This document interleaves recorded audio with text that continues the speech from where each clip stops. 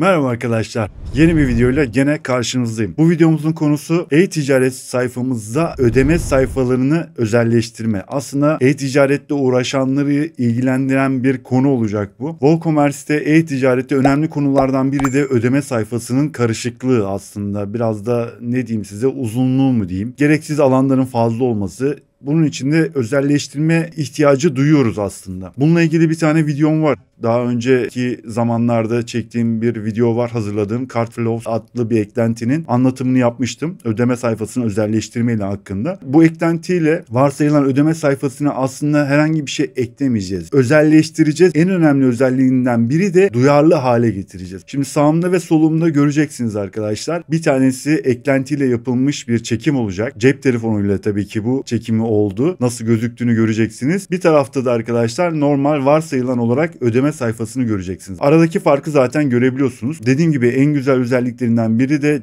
cep telefonlarına duyarlı olması. Derli toplu gösteriyor, alanları azaltıyor. İsterseniz tek bir sayfada ya da 4 adımla da tamamlatabiliyorsunuz ödeme sayfasını, ama ödeme sayfasına geliyorsunuz. Şimdi yaparken de göreceğiz. Eklentiyi kurarken de göreceksiniz zaten. Benim çok hoşuma gitti. Bir önceki tur sitesi hakkında bir videomuz var. Sıfırdan bir tur sitesi oluşturmuştuk. Onu da karta koyacağım. Seyredebilirsiniz. Orada da hatta bu eklentiyi kullandık ödeme sayfasında. Bunun haricinde diğer başka bir özelliği de arkadaşlar, ödeme alanına bir resim ekleyebilirsiniz. Nasıl bir resim ekleyebilirsiniz? Bununla ilgili eklenti bize güzel bir alan vermiş. 4 tane hatta 5 tane alanda kullanabiliyorsunuz bunu. Bir e-ticaret sitesiyseniz SSL kullanıyorsunuz. Belli güvenlik önlemleriniz olması lazım. Bununla ilgili mesela resim paylaşabilirsiniz. Sitenizin ve ödemelerin güvenli olduğunu belirten güvenlik sembolleri olan bir resim paylaşabilirsiniz. Bu da güzel bir şey. Böyle bir imkanı veriyor bize eklenti. Hepsini göstereceğim zaten. Çok fazla uzatmıyorum. Geçelim geliştiricinin WordPress sayfasındaki eklentinin tanıtımına bir bakalım. Ondan sonra da resmi sayfasına geçeriz. Fiyatına bakarız. Daha sonra da artık demo olarak varsayılan ödeme sayfasını ve eklentiyle yapılmış olan ödeme sayfasına bir bakalım.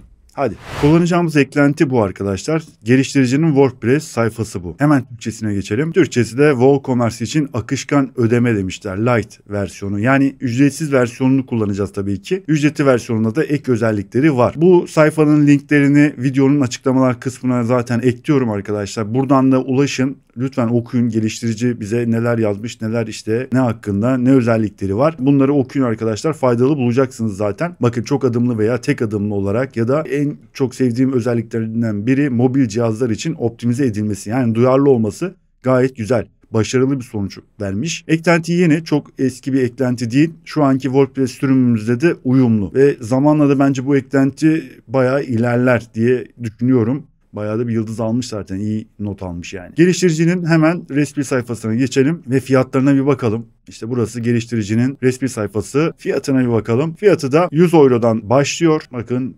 komple bundle, yani paket olarak da 129 euroymuş. Senelik fiyatı bunlar bir site için. Aradaki farklar hepsini yazıyor arkadaşlar.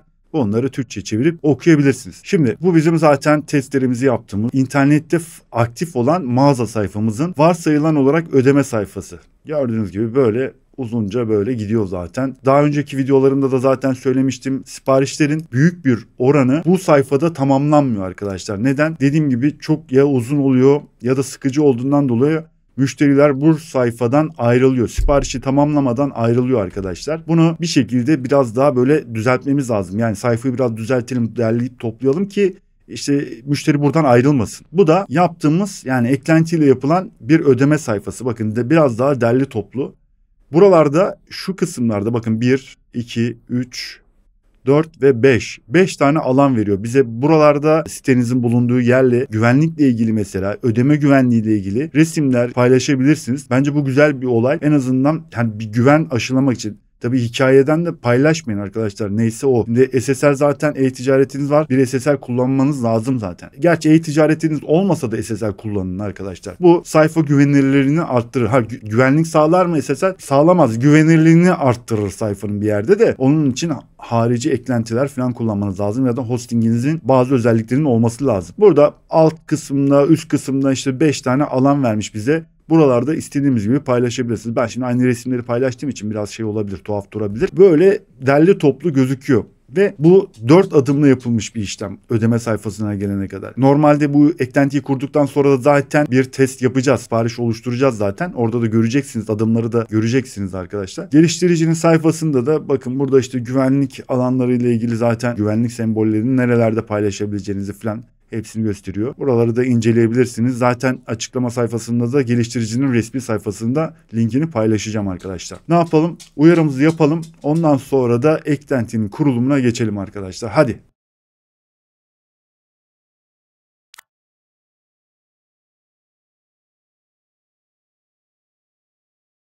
Bu internette aktif olan işte testlerimizi yaptığımız bir mağazamız. Hemen kontrol paneline geçiyorum. Eklentinin kurulumuna başlıyoruz arkadaşlar. Eklentiler ve yeni eklenti ekle diyorum. Şuradan eklentinin ismini alıyorum. Şöyle şunu alayım, kopyalayayım. Arama kısmına eklentiyi yazıyorum. Hatta yapıştırıyorum. Gördüğünüz gibi zaten çıktı. Kurulumuna geçip ve etkinleştireceğim. Eklenti kuruldu. Etkinleştirdik. Hemen veri tabanını güncelliyorum. Tamamdır. Şimdi zaten sayfamızda direkt baktığımızda varsayılan ödeme kısmı vardı. Ödeme sayfası vardı. Şimdi hemen direkt bakın geçelim. Gördüğünüz gibi hemen zaten eklentiyle birlikte direkt olarak özelleştirdi. Ekstradan bir şey eklemiyorsunuz ya da çıkarmıyorsunuz arkadaşlar. Yani direkt bu şekilde bile kullanabilirsiniz. Hemen cep telefonuna da bir bakalım. Bakın bu şekilde duyarlı bir şekilde geliyor. Gayet güzel, başarılı yapmışlar. Ücretsiz sürümü bence çok güzel iş görür. Buradan sepetinize dönebiliyorsunuz. Bakın toplam sepet değeri, sepeti düzenledi. Bastığınız zaman sepeti gösteriyor size. Sipariş özetini gösteriyor aslında. Sepeti düzenle dediğiniz zaman da sepet kısmına geçiyorsunuz arkadaşlar. Buradan sepetten de isterseniz işte düzenlemeleri yapabilirsiniz, edersiniz. Tekrar ödeme sayfasına dönelim bu şekilde. Gayet güzel. Şimdi eklentinin ayarlar kısmına bir bakalım arkadaşlar. Mağazamızın kontrol paneline geldik. WordPress kontrol panelindeyiz. WooCommerce'e geliyorum arkadaşlar. WooCommerce'te ayarlar sekmesine tıklıyorum. Ayarlar sekmesinde en sonuna bakın Fluid Checkout diye bir sekme açıyor zaten. Hemen üstüne tıklayalım ve ayarlar kısmına bir bakalım. Şimdi bu şekilde bir hoş geldin kısmı var. Bu ayrıca da eklentinin Türkçe dil dosyası var arkadaşlar. Eklentiyle birlikte kuruluyor zaten. Herhangi bir Türkçeleştirme yapmanıza gerek kalmıyor. Fiyatları burada da zaten söylemişler, etmişler. Eklentinin işte ayrıyetten farklı uzantılar da var. Bunlarla da mesela bunları da satın alıp mesela daha da fazla özelleştirebiliyormuşsunuz. Neyse geldik biz tabii ki ücretsiz sürümüyle ne yapacağız ona bakacağız. Şimdi buradan da bakın işte şeyler de var. Belgelere ulaşabilirsiniz. Yani bir sürü link koymuşlar. Geliştiricinin resmi sayfasının linkleri bunlar. Buralardan da mesela faydalanabilirsiniz. Bizi ilgilendiren kısım zaten ödeme. Diğer kısımlarda bakacağız şimdi ücretli versiyonda olduğu için ücretsiz versiyonda bunları kullanamıyorsunuz. Şimdi ödeme sekmesine şöyle bir bakalım. Zaten en fazla yapacağımız işlemler burada. Ödeme sekmesinde ayarlamalar var. Araba demiş bu tabii bunu logo üzerinden değiştirin arkadaşlar. Araba dediği sepet kısmı yani. Sepet kısmı ücretli, bakın ücretli versiyonunda var. Bu varsayılan şekilde geliyor. Buralarda herhangi bir değişiklik yapamazsınız. Teşekkür ederim sayfası var. O da ücretli versiyonunda. Entegrasyonlara bakalım. Herhangi bir şey yok. Araçlar. Burada da bir şey yok. Ödeme sayfasında bizim yapacağımız işlemler ödeme sayfasında. Burada da az önce gösterdiğim gibi varsayılan bile hiçbir ayar yapmasanız bile bakın o şekilde de bile kullanabiliyorsunuz. Şimdi çok adımlı dediği ödeme sayfasına gelene kadar o çeşitli bilgileri sizden alıyor. Yani 4 adımda artık ödeme sayfasına geliyorsunuz. O şekilde kullanmak isterseniz ben şahsen o şekilde kullanırım. Çünkü ödeme sayfasına geldiğinde komple oraları doldurmak gayet sıkıcı. Ama tek tek ilerlediğiniz zaman böyle bu şekilde daha böyle şey geliyor, basitmiş gibi geliyor. O olabilir ya da tek adım şeklinde de kullanabilirsiniz. Burada gösterdiğimiz şu an 4 adımlı olan kısım. Tek adımlı kısma bakalım isterseniz ya da birazdan bakarız. Tasarım şablonunda bir tane klasik bölümü var. Diğerleri zaten ücretli versiyonda. Karanlık modu var. İsterseniz bunu koyulaştırabilirsiniz. Hatta bir deneyelim bakalım. Karanlık modu nasılmış? Bunu da yenileyelim bakalım. Bu şekilde o da yani... Tabii bayağı bir değişiklik yapmanız lazım burada da. Yazıların falan okunması için. O yüzden gerek yok. Karanlık modu bize göre değilmiş. Geçtik. Üst bilgi ve alt bilgi şablonları. Şimdi burada dikkat ettiğiniz zaman arkadaşlar. Şimdi burada üst kısımda yalnızca logomuz var. Mağazamızın logosu var. Burada menü kısmı yok arkadaşlar. Tekrar dönmek isterse nasıl dönecek ya da ne yapacak? Şimdi sepete gidersen zaten buradan dönebiliyor. Onda bir sıkıntı yok. Ama diğer sayfalara gitmesi için bakın. Header ve footer kısmı yok. Ya da ana sayfaya geçecek. Şimdi geliştirici şöyle bir şey yapmış. Dikkat dağıtmayan üst bilgi ve alt bilgi dediği seçenek bu aslında. Herhangi bir şey yok. Yani sağa sola gitmeyecek, yalnızca ödeme sayfasına odaklanıyorsunuz burada. Ama bunu mesela temanın üst bilgi ve alt bilgi derseniz ben bunu tavsiye etmiyorum. Çünkü biraz çirkin gözüküyor bu sefer de. Arkadaşlar şimdi onu da hemen kaydedip bakın.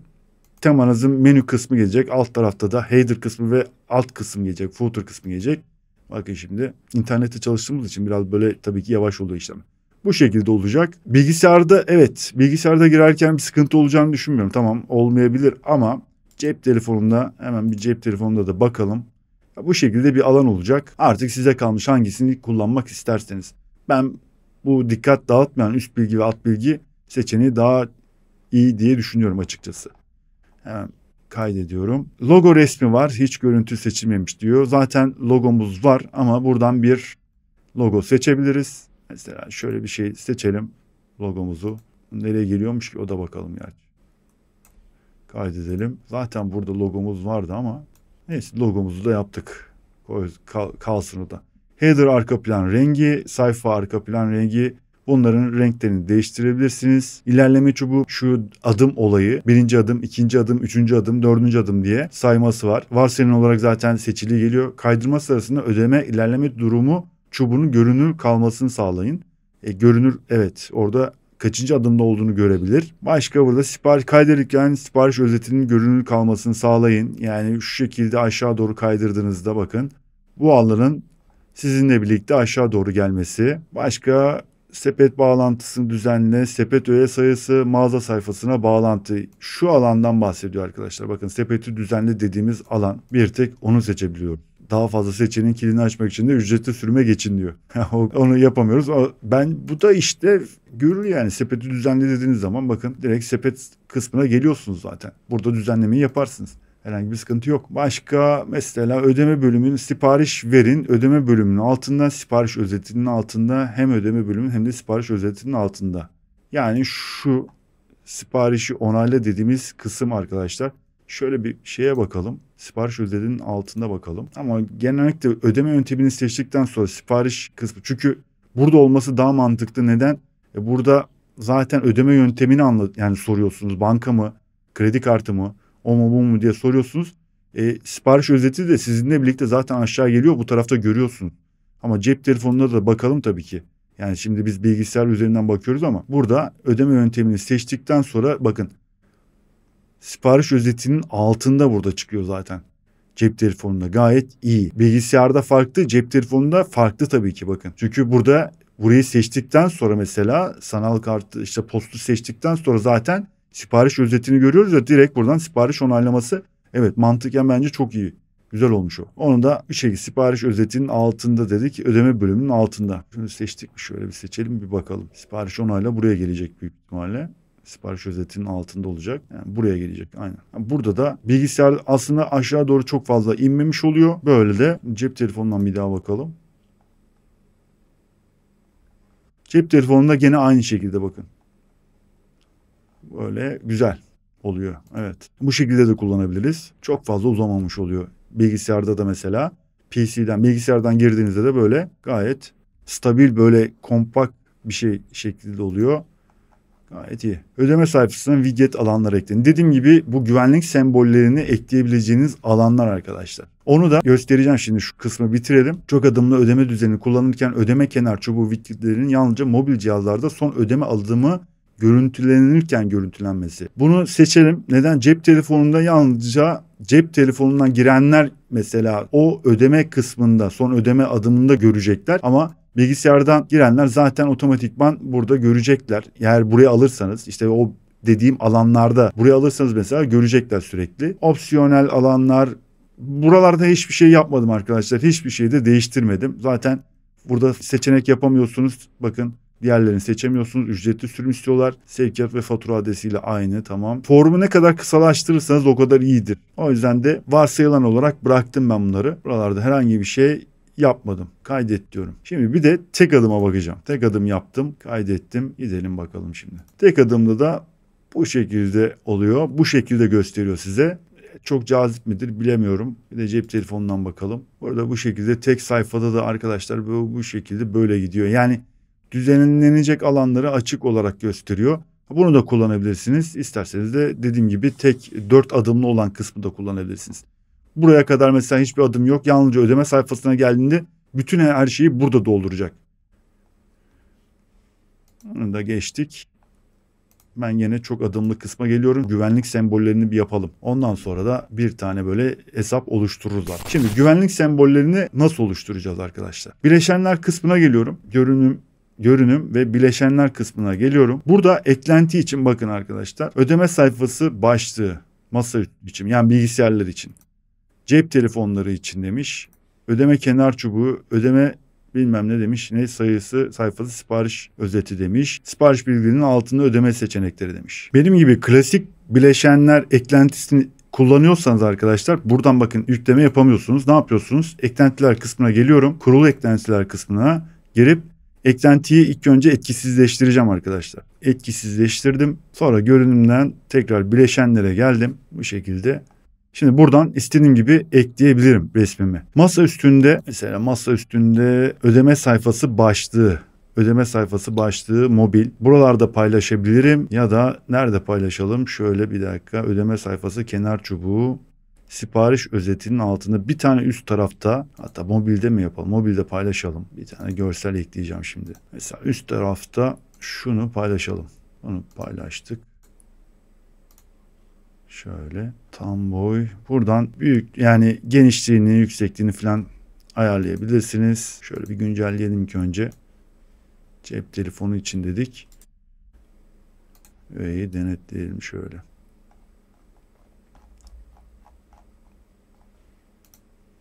Ödeme sayfası başlığı mobil. Şunu şöyle kalsın. Ödeme sayfası başlığı mobilde. Bir de şöyle masa üstünde de paylaşayım. Orada göremedik. Şöyle yapalım.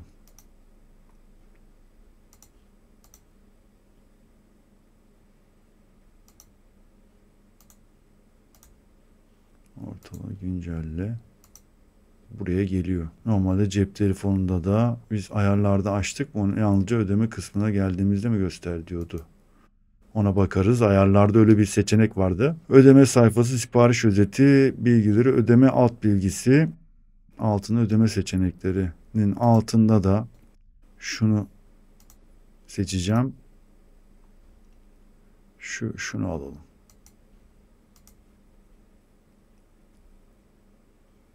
Onu da ortalasın. Şöyle. Güncelle diyorum. Bu şekilde bunun altında da böyle. İsterseniz burada. Dediğim videonun başında söylediğim gibi 5 tane alanda paylaşma imkanınız var arkadaşlar. Yani çok fazla da her yerde de paylaşmayın. Yani bir iki yerde mesela buraya paylaşabilirsiniz. Bir tane de böyle bir şey paylaşırsınız. İşte sitenizdeki, e-ticaret sitenizdeki kargo, iade, garanti verdiğiniz işte geri ödeme, iade gibi şeylerin falan sembolleri şeklinde bir şey yapabilirsiniz. Bir de ödemenin işte sitenizin güvenliği, ödeme güvenliği ile ilgili böyle bir resim paylaşırsınız. Bu da sayfanızda bir güvenirlik yaratır aslında. Onu da göstermiş olduk. Şimdi bunları gösterdim. Bir tane sipariş oluşturalım arkadaşlar. Hatta bir hesap oluşturalım ve ödeme sayfasına doğru gidelim. Şimdi yeni bir hesapla bir sipariş oluşturalım arkadaşlar. Geldik. Hemen bir ürün seçelim. Sepete ekle diyorum. Sepeti görüntüle, ödeme sayfasına git. 4 adım demiştim arkadaşlar. Bakın birinci adım bu şekilde başlıyor zaten. Cep telefonundan da bakalım. Evet, cep telefonunda da eklediğimiz güven sembolü bakın yukarıda geliyor zaten. Bu kısma yüklemiştik. Yukarıda geldi. Şimdi burada isteğe bağlı bir hesap oluşturma var. Ama bunu WooCommerce mağaza ayarlarında değiştirebilirsiniz. Yani isteğe bağlı olmasını kaldırıp direkt olarak hani hesap oluştur mecbur kılabilirsiniz arkadaşlar. Hesabı olmayandan sipariş veremez. Olayına gelir çünkü. Biz şimdi bu şekilde bırakalım. İsteğe bağlı şekilde hesap oluşturalım. Cep telefonundan devam edelim. Siparişimiz şöyle bakalım. 275 lira, gönderim 750 lira demiş. Maşallah. Devam diyorum. Geldik yine. E-posta adresimi yazıp bir de hesap oluşturacağım.